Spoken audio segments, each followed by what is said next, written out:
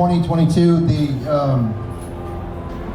it scares me that we have all the stats out that we have. And when I was in DC, I was getting some legislators and lawmakers that I was meeting with. I was like, you realize that if we had a suicide wall instead of a Vietnam wall, it would be 3 times as long, and names would be added to it every single day. Yeah.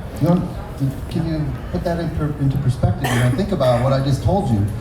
And the fact that doesn't make them move, I'm really worried. I really am. I don't think it'll ever happen legalization won't happen under Republican watch. So I hope that for that sake that an independent or a Democrat gets into the White House. And that's why I think in 2022, it's going to take 2 years to, don't get me going. It's going to take 2 years to fix some things, and hopefully by then they realize how bad this needs to happen. So that's what I'm hoping in 2022. I hope so too.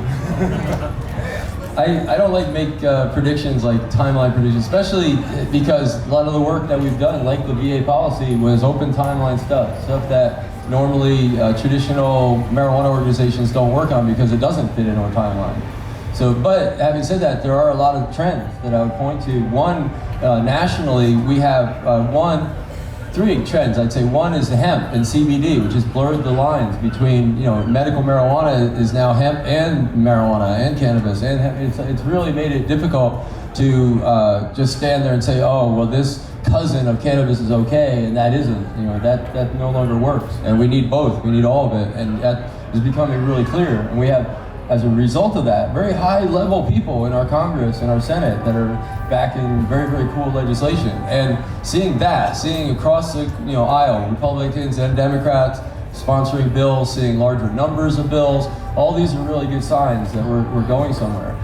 Having said that, we signed into these international treaties that we're working on. We have 186 countries that have signed into these treaties, and that's actually written into our national, if you read our Controlled Substances Act, it's actually written in there.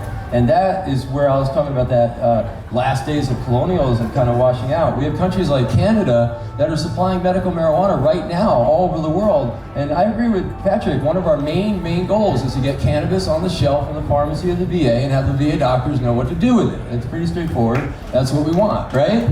And to do that, we're gonna have it. Within the next year or two. That I can say real easy that we're gonna have cannabis products, because we have GW Pharmaceuticals, Sativex, Epidiolex, these kind of pharmacy products are in the pipeline and very, very close to being on the shelf in the pharmacy at the VA. But will it just be Epidiolex, big megacorp, Bayer Corporation? Will it just be, big megacorp grow from Canada? Or will we be able to get some of these reforms through at the international level?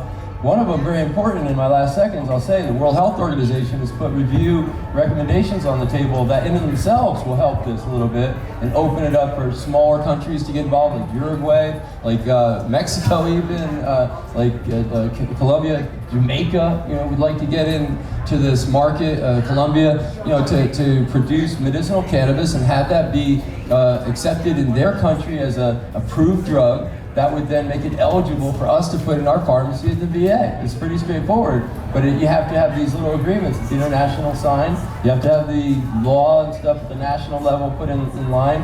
It sounds so simple, but it's going to be a lot of hard work. Well, thanks very much to our panel. I think something you all touched on, and I would just leave you with, and this also echoes what Representative Brian Blake said when he was here this morning. Your most powerful tool is your voice and your story. And that's what changes hearts and minds and legislators. And the story of a vet or hero who has served our country, what could be more persuasive? So thank you all so much, and keep it up.